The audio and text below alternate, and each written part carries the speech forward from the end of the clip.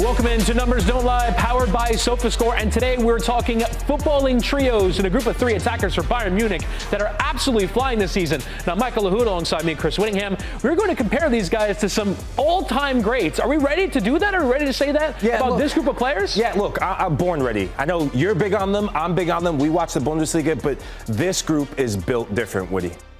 Yeah, you look at Harry Kane, Luis Díaz, Michael Olise, absolutely flying this season. So let's get into the numbers of what they've done so far on this campaign. Harry Kane, obviously, on a ludicrous run of goal scoring. 41 goals, 5 assists. Just hit 500 career goals this weekend. Michael Olise, obviously, with the 21 assists, is the main creative engine of the team. And Luis Díaz has added so much to this group. Yeah, look, this is a balance. Probably the best balanced front three I've seen in a long, long time, right? Harry Kane is chasing history, not just for Robert Lewandowski's single season record, but I think he could get his all comps record of 55, given the rate he's going. So let's compare players that are on 30-plus goal contributions this season. And you see 3 of the top 5 are Bayern Munich players. It's only Mbappe and Erling Haaland that break them up. It's ludicrous, right, what we're seeing. And Lothar Matthäus, German national team legend, Bayern Munich legend, he said this: if he had to build in the modern era the best ideal front three, he would pick this front three of Bayern Munich right now. And you see Harry Kane at top of that group with the 41 goals in all competitions. Mason Greenwood is the one player that's sort of level with Luis Díaz. But Olise has been brilliant. Creating Harry Kane has been fantastic scoring. And when you're talking about Mbappe and Haaland, it's a sensational group. So here are the numbers in total. 73 goals and 38 assists over the course of this season. That's over 100 goal contributions between them all. And now is when we can start to compare them against some of the all-time greats. Yeah, look, to give some context into this, right? Bayern's all-time Bundesliga single-season record, 101 goals. So just between the 3 of them alone in all competitions, they're getting there, right? And when we look at this season, compared to everyone else, Woody, I mean, it's not even close. They're leading it by a country mile. I can't believe that Vinny, Jude, and Bellingham are even in this conversation. But you think of what might have been if Rafinha would be healthy as well for Barcelona. Yeah, obviously with Manchester City as well. It's just difficult to see a group of 3 players that are the main men in quite this way. You mentioned Real Madrid is kind of the most like it, but Barcelona, Lewandowski's not in this group. There are other wingers that contribute. You look at Manchester City, there's so many attackers. Antoine Semenyo, maybe if he had been there the whole season, would be in that group. But it's just those 3 guys are dominating the ball, are dominating all of the goal-scoring space that there is for Bayern Munich this season. Yeah, look, now you can talk about what's happening right now, right? But let's go back in history, because we think of Bayern legendary teams, and this is Bayern Munich under Pep Guardiola. I think it was his 2nd season, fresh off of being the fastest Bundesliga champions, which was in March of the previous season. And just look at this, right? This is the full season of 14-15, and they're just blowing them out the water with 73 goals compared to the 65. Yeah, and we were talking about it in the production meeting before about, maybe it's Frank Ribery who would be in this conversation. And there's so many great players for them down the years, but this was the best trio season that we could find. 2014-15, as you mentioned, under Guardiola, that's the whole season. They still got 12 Bundesliga games to play. They could potentially go all the way in the Champions League. Who knows how high this number is going to go? Yeah, look, when you do the eye test, right, and you get in the nitty-gritty, you just see a different sort of pace and directness versus this kind of German efficiency, right, with Arjen Robben, left coat, top bins every time, left, boom. And then Thomas Muller pulling the strings a bit. But the way they do it, they get the ball so fast to Harry Kane and play off the center forward in ways that with this trio, they would do the work and then tee it up for Lewandowski to finish off the goals. And let's remember, we're talking about this trio right here. Luis Díaz has come in this season. We honestly would have thought it would be Jamal Musiala who would be part of a trio that would score at this level, but instead it's been Díaz who's been a wonderful signing coming from Liverpool. Yeah, now comparing them to some of the greatest Bayern Munich sides of all time. But my big thing, right, let's take it to another level, because when you talk about trios, there can be only one trio that comes to mind. You might be thinking about Barcelona's own, but in the modern era, there's been some significant trios. So it got us thinking, how does this Bayern front three compared to some of the most iconic front threes of all time, right? And the numbers truly do not lie, because they're in great company, Woody, as we look at it, right?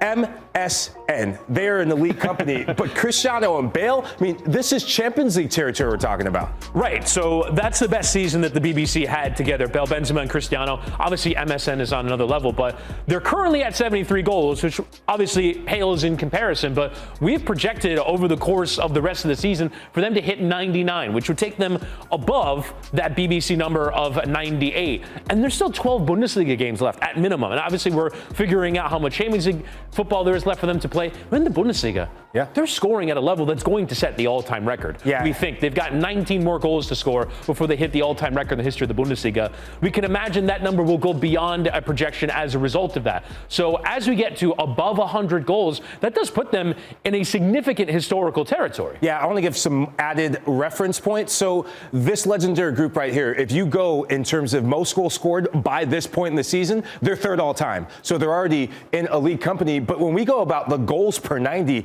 I mean, Witty, what Messi, Suarez, and Neymar were able to do in terms of their frequency, that's by the end of the season.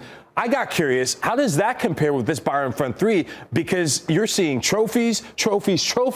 Man, it's right there. Far off. It's not right far there. off. Which, when we said, oh, we're going to compare these guys historically, I go, wait. Lionel Messi, first off, as an individual, is an order of magnitude better than any individual that's even on this incredible list, other than Cristiano Ronaldo.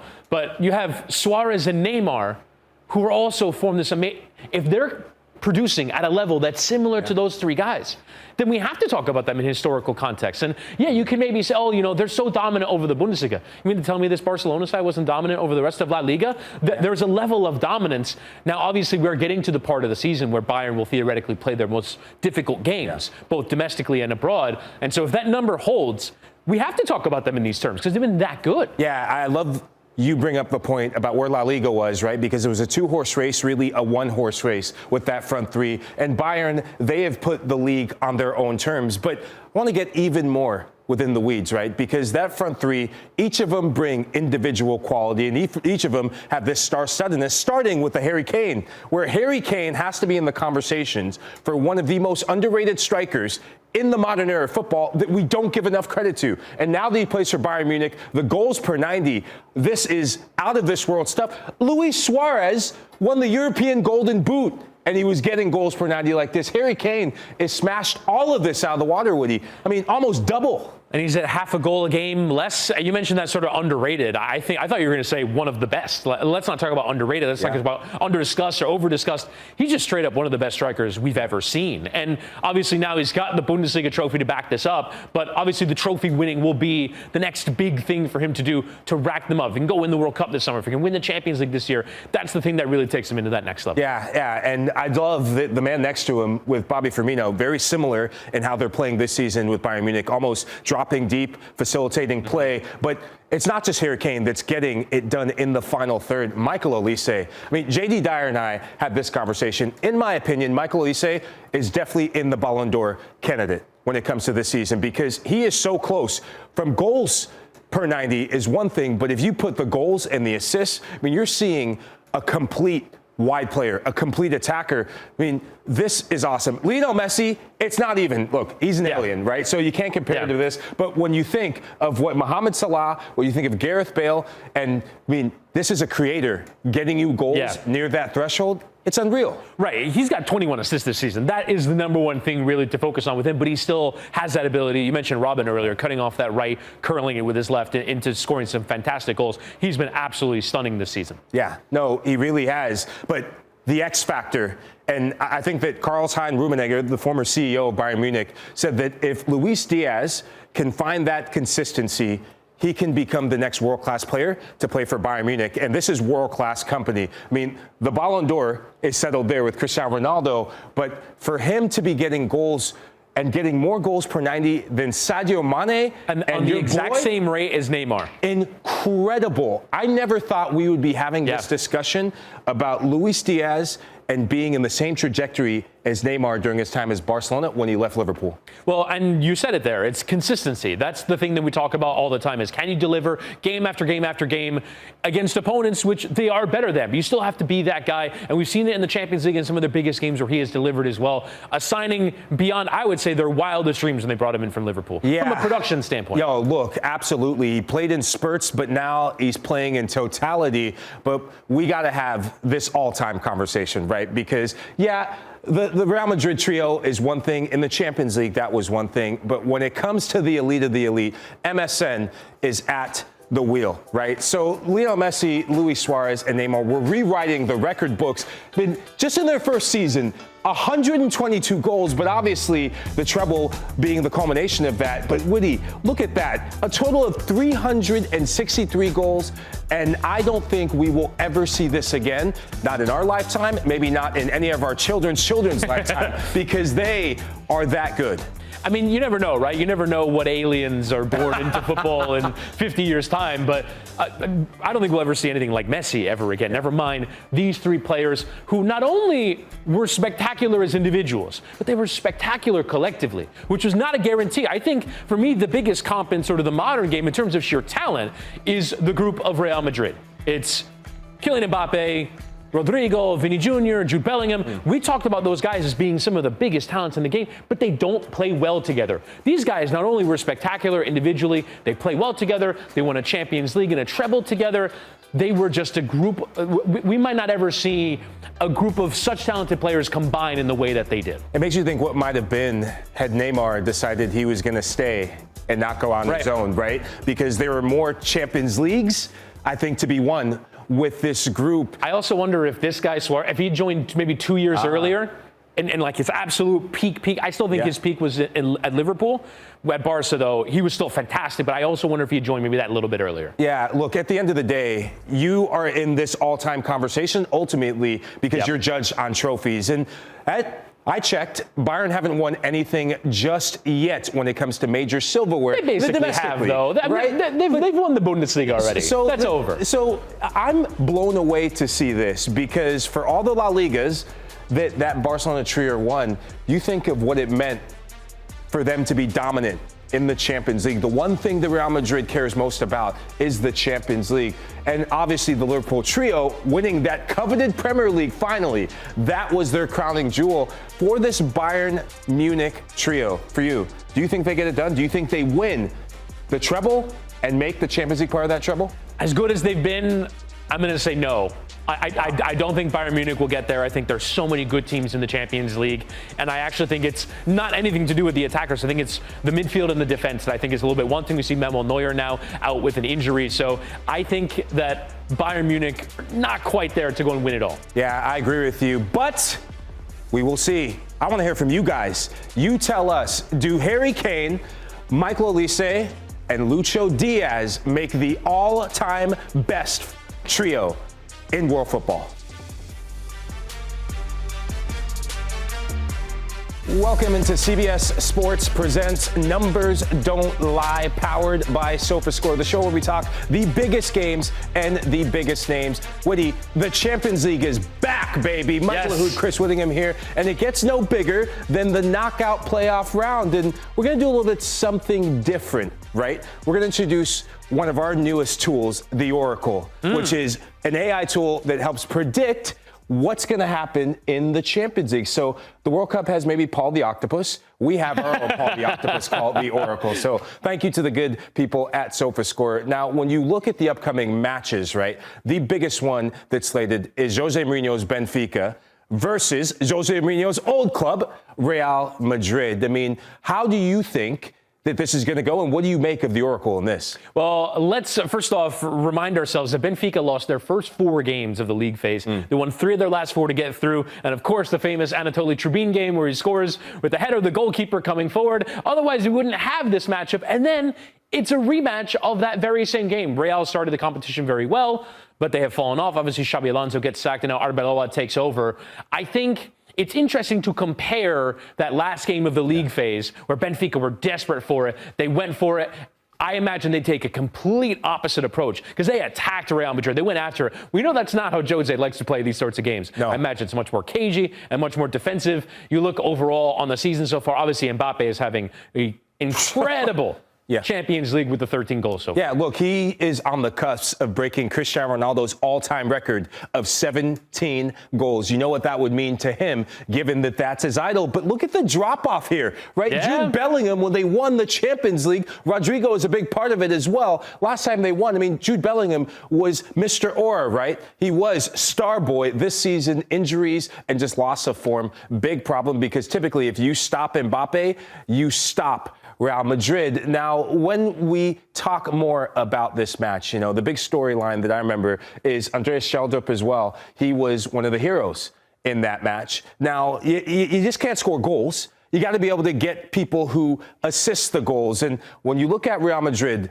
the person that needs to stand up and be accounted for is Vinny Jr. I mean, just to see him be their leader in assists, that's an eyebrow raiser, because that tells me he is learning how to play with the Kylian Mbappe in the Champions League. And how to contribute in other ways beyond just scoring goals. I think he is starting to find a little bit of that goal-scoring form, but realistically, this comes down to what does Benfica have in their locker? What does Jose Mourinho have in terms of game plan to try and shut this down with Real Madrid? Because obviously this is so much about him and his Benfica. When he took over, he gets handed this very difficult situation to try and qualify out of the competition, and he managed to get it done. And so now you look at the players, obviously will have their role to play, but this is all about the manager in the dugout and what he can cook up. And obviously there is this idea that he knows how to handle these sort of cup ties, these one-off occasions. But realistically, over the course of the last few seasons, he has not always delivered in games like this where you know he's going to set out to defend. So the question would be, can the resistance of Benfica hold over two legs against this Real side? The mind games have already started, because going into it, the Tubin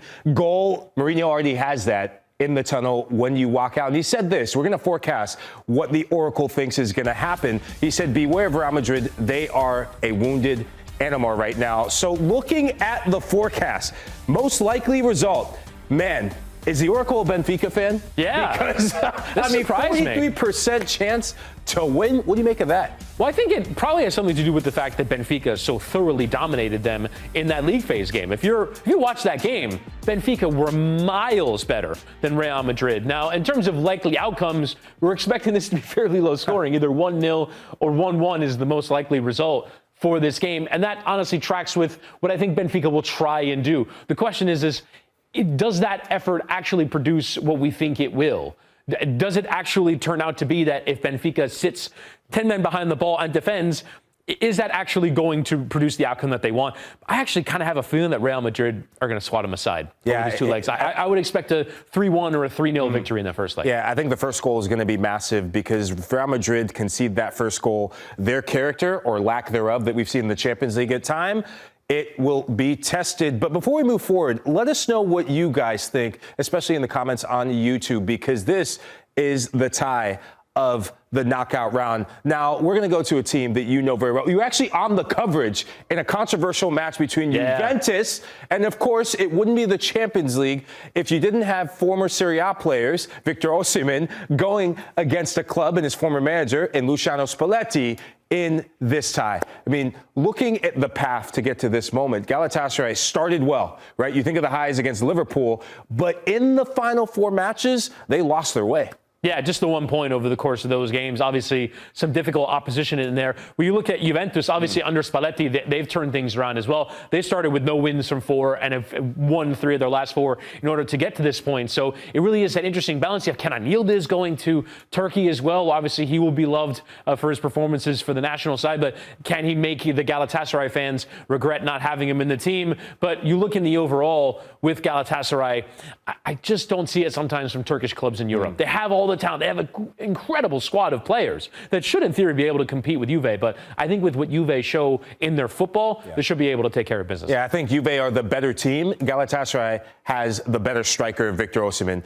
In the Champions League, we'll see, though. But before we go, what does the Oracle say? Because that is the big predictor. And Woody, 42% away win percentage. Wow, I didn't see that coming. Which is a bit of a worry. I think when you look at Juve, I think they are a better team. I think they play better football. In this game, in this moment, they just played that Derby d'Italia that you mentioned, which is absolutely wild, where they lost. They went down to 10 men. They gave everything down to 10 men to try and come back and win that game. And then they got to get in a plane and go to Turkey and play on 2 days rest and get something from this game. I actually wouldn't be surprised. I might call this an upset in the first leg, maybe a 2-1 or something like that in the favor of Galatasaray. But I think Juve would get it done over the 2 legs. Look, there's going to be Nigerians everywhere, especially in the Osman household. If he scores, they're going to say, thank you, Chris Wittyngham, calling this. But let's take our talents to France, right? Because this hasn't been the Monaco of seasons past. Monaco not up to snuff, but they're here in the knockout playoff round, some big injuries, and they kind of just didn't get it done. I mean, this was a difficult path, though. From match day 2 on, those are some big teams. Yeah, I mean, I remember that game against Manchester City. They rebounded well, but they have fallen off massively, even since this Champions League campaign started. They actually beat PSG in Ligue 1 play back in November, but this team is unrecognizable. I think they've really fallen off. They've taken a step backwards. We know PSG have been waiting until around January, February to start kicking it into gear. They destroyed Marseille in domestic play. I wouldn't be surprised. Last year, it was 10-0, I believe, over the 2 legs against Stade Brest. Yeah. I wouldn't be surprised if it was something similar. Yeah, now I want to see what the Oracle says about this, because if it predicts an upset, I'm going exit stage left, because I don't see that happening. Yeah. And thank God I'm not going crazy, because I'm surprised that's not 90%, given that you talk about a wounded animal, PSG coming off that shock loss to Rennes. I think we're in here. Okay, I think we're in the you. 4-1, 4-0 kind of range. They're saying most likely is 2-1. I don't know. I think you're in the 3s and the 4s, in my view, with PSG going into this. Yeah, and keep an eye on this. Luis Enrique, he knows how to get this reaction out of his players. He singled out Ousmane Dembélé for calling out his team. So I expect a full reaction. Now, I'm going to go something close to my heart, right? Borussia Dortmund versus Atalanta. This is a tough match to call. We were talking about doing a preview and a prediction of where this could go. Borussia Dortmund, well documented to be good at home. The numbers don't lie. They've only lost 2 of their last 22 home matches in the UEFA Champions League. Unfortunately for them, it's home and away. Now, Atalanta, they have been one of the underdogs of the Champions League. So how do you see this going, Woody? Well, I think it is kind of fascinating. We look at the Sofascore rating between the 2 teams, almost exactly dead even. This, for me, and obviously on the basis of the placement of the league phase and the portion of the draw this is in, this is the biggest coin flip, I would say, of all of the knockout round ties. You look at an Atalanta side who I just don't know. The thing that I worry about them is ceiling, because I think they're consistently very good. They've been much better under Palladino in Serie A. But Raspadori is dealing with a bit of an injury. They lost Ademola Lookman in January. I wonder if they have the same ceiling to perform at a really high level. Whereas I think with Borussia Dortmund, with Guirassy, if he delivers a good performance, I think you look at Bellingham and Mecha midfield, Adeyemi out wide. There are talents in this team that I think are a level above Atalanta, but I don't think this Dortmund side is very consistent. We look at the numbers at home. You mentioned that home run that they have. They are favored quite considerably to win that first leg, with the most likely outcome being in that sort of 2-1 sort of range. Otherwise, it would be a 1-1 draw. But I think you look at what Dortmund have delivered so far in this competition, and you wouldn't be surprised if they won this home game. Small thing to keep an eye on with that, and that might change what the Oracle thinks once the team is confirmed, is there's injuries in the back line. No Nico Schlotterbeck, hamstring injury. I think Borussia Dortmund have only 1 fit senior center back to go up against Atalanta, so that could tweak. But look, let's talk about Wednesday's matches as well, because we're going to breathe through what the forecast is. You and I could talk about the Champions League forever, right? So let's get into Wednesday then, because obviously we showed some of these big games that are coming up on Tuesday. There's some really good ones, though, over the course of Wednesday. So let's start first with what the Oracle has for us in terms of first leg. Some of these other games. Let's start with Bodo Glimt. Usual host of this program, Nico Cantor, is not here because he's in Bodo for this game. And we're absolutely thrilled for him, because I have loved the Bodo Glimt story over the course of the Europa League last season, the Champions League they made the semifinal, the Europa League last year. It is amazing that they're even here in the first place, and they're actually predicted as quite significant underdogs. I don't know, artificial turf in the Arctic Circle, Inter played that crazy game on Saturday. I give Bodo a little bit of a chance here. Yeah, I would love to see these numbers go way up, right? But we'll see how it goes. I agree with that. Atleti, they are the will they, won't they team across the Champions League. I mean, they hammered Barcelona. That game could have been 10-0, maybe 10-1 if you ask a Barcelona fan. But I don't know how they're going to do in the Champions League because they got embarrassed at the weekend by Rayo, a team that they had beaten consistently. So I've been intrigued to see what the Oracle thinks about Atleti's Champions League match. I think it's Club Brugge. Yeah, so and Club Brugge, I think, have been a really interesting team in the Champions League over the course of the last several seasons where, look, they're significantly favored to win this home game, and I think that's because of how good they've been. A lot of teams have gone there and thought, Real Madrid went there and thought, oh, this will be an easy game. Wow. It's not easy. It's not easy to go play in their place. I think in this first leg, I would not be surprised to see them carry a lead into that second leg, and the question would be by how much, and that would leave that mountain to climb potentially for Atleti. Yeah, look, as I said before, that first goal tells you everything because when Atleti give up a goal, and especially away from home, the knees start shaking a bit. And speaking of knees shaking, I mean, Olympiacos, Bayer Leverkusen, there are times where Bayer Leverkusen, you think of the performance against Stuttgart, where they looked like they were scared of their own shadow. They got embarrassed. Greece is not an easy place to go play, and Olympiacos has proven that in the Champions League. And I was curious where the Oracle is going, and this is exactly where I thought, giving a 41% win percentage, or is that 41% for a draw? For Olympiacos. For Olympiacos. The most likely result, though, is this 1-1 here, but slightly favored Olympiacos at home. I think the thing with Leverkusen, I think we know that they're a considerably more talented team. The question is, do these pieces come together? Yeah. Does Kasper Hjulmand ever figure that out? They had a nice win at the weekend, but really it's that long-term prognosis, I would say, about Leverkusen. Do you think that they could be a solid functioning collective unit in a game like this? Yeah, I think their big focus is probably going to have to be on the Bundesliga, and it's all about scheduling where you get these games, right? Because I don't think they're deep enough to go play every 3 days, every 4 days. Speaking of a team that isn't deep enough, Newcastle United, right? Turning things around a little bit in the Premier League, the big result coming recently, but they have to go all the way to the other side of the world. And I mean, the Oracle saying that it's Newcastle United all the way through, but I don't know if it's going to be that easy and that straightforward.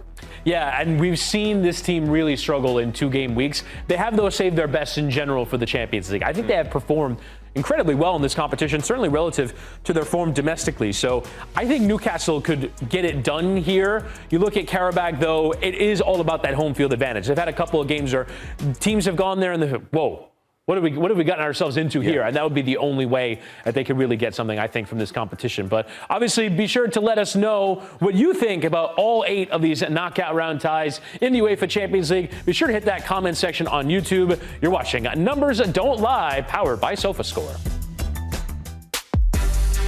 This is Numbers Don't Lie, powered by Sofascore, and it's time now for our WTF Stats of the week. And we want to start with Harry Kane, who hit 500 goals for club and country this weekend, scoring 2 for Bayern Munich in yet another impressive victory, 743 games, and the 500 goals, actually third fastest to get to 500 goals for a club and country. But that got us thinking, how exactly did Harry Kane get here? And so these are the breakdown of his goals. 86 with his left foot, 318 with that right foot. Honestly, those left foot numbers are incredibly impressive considering it is his weaker one. 94 goals with his head, and we have a couple of phantom goals here. This one scored with the left shoulder. He insists that he got a touch on it. Obviously, he didn't include it in his numbers. He actually scored a goal against Brighton with his arm that should have been disallowed, but maybe didn't. But it counts all the same. And we see here, obviously, the breakdown of numbers inside the box versus outside the box. Obviously, the lion's share occurring inside, 449 to the 51 that are outside. But Harry Kane is an all-time prolific level goal scorer. Now with another stat, let's go over to Michael Lahoud, who's got a word now on Luka Modrić. Yeah, look, I didn't react as WTF. I said, Mamma Mia. That's my WTF in Italian because Luka Modrić, he is sensational, generational talent. And this past weekend, he just capped off a generational performance for Milan. So he scored the winning goal, right? And he put himself in the history books because with that goal, at 40 years, 157 days, he became the 3rd oldest goal scorer in Serie A history. And oh yeah, all 3 of these, Costa Corta, Ibrahimovic, they all played for the same club. So it just shows that like Milan this season, they all are aging like fine wine. So look, this segment here is not just about stats, it's about storylines as well. And I got a very interesting storyline for you. You want to play a little trivia? Yeah, let's do Guess the Team, I believe we're doing here. Yeah, we're Guess the Team, but we're also going to do Guess the Player first. So riddle me this. Which player this season has had the most passes in the opponent's half in football? Wow. Yeah, So it's all major European football. Yeah. So here we see some of the players. Completed passes in opposition half. This is in the Premier League. Yeah, Premier League. In 25-26, we see Declan Rice. Honestly, would have been one of my guesses. And Elliot Anderson. Wow. They're all from the same club is clue number one. So we have to guess 3 separate players. So I guess we should decide first, which club is it? Now, obviously, given the fact that Declan Rice is on the list, the club is currently not in the Champions League positions, and the leading player is not a midfielder. Wow. Okay, now I'm completely thrown off. Okay, that definitely threw me off because there's one Portuguese guy that I was thinking of. Oh, Mr. Fernandes? Who's not in the Champions League, but it got me when he says not a midfielder. Right. Yeah, So for number 1 at least. Okay, so you think that I think Bruno Fernandes is in there, but I thought he was going to be number 1. I mean, right. So the leading player is not a midfielder. So I guess maybe we say Brian Mbeumo. Do we say who else could be from their midfield or even from their defense? Maybe Patrick Dorgu on that left side, getting forward. Yeah. What about a fair bit?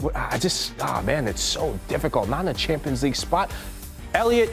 No. Well, Elliot Crystal Anderson Palace. Crystal Palace. Adam Morton. Adam Morton. Okay.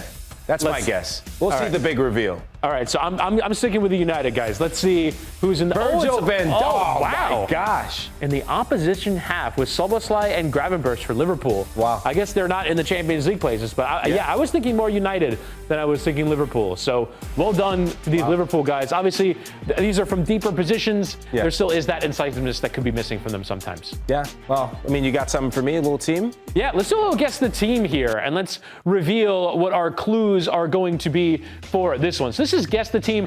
Form in the league. Obviously, they are currently in a pretty rotten run, whoever this team is. Loss, draw, loss, loss, loss, draw. They're a top 5 league team, currently sitting 6th in their league, is clue number 1. Man. Who's struggling like this? Form in the league? They're the highest placed, a top 5 league team with a negative goal difference. You know what? There is a team, and I'm thinking Lille. Oh, interesting. Lille have been just like nosediving of late. Yeah. It's not enough for Olivier Giroud and the penalties. So Lille is my guess. Just sort of some other candidates in terms of sitting 6th. I'm thinking sort of clubs like maybe Athletic. Last summer, they lost their star goalkeeper to their bitter city rivals. Wow. Look at the goalkeepers that went. Bitter city rivals. You know what? It is. I get a second guess. It is Espanyol Joan Garcia. Oh, interesting. Espanyol and went to Barcelona. All right, so the correct answer is Espanyol. There it is. Well done, Lahoud. That was really good logic there. Oh, man, I pulled that from left field. Well done. There's Espanyol, who are currently in a terrible run of form in Spain. That'll do it for our WTF Stats. Be sure to stay with us on CBS Sports Presents Numbers Don't Lie, powered by Sofascore. Hey, thanks for watching this video from Numbers Don't Lie. Be sure to catch our show every Monday at 5 p.m. on YouTube. And for news and insights from leagues all around the world, including Serie A, EFL, and all UEFA competitions, both men's and women's, don't forget to sign up for Paramount+.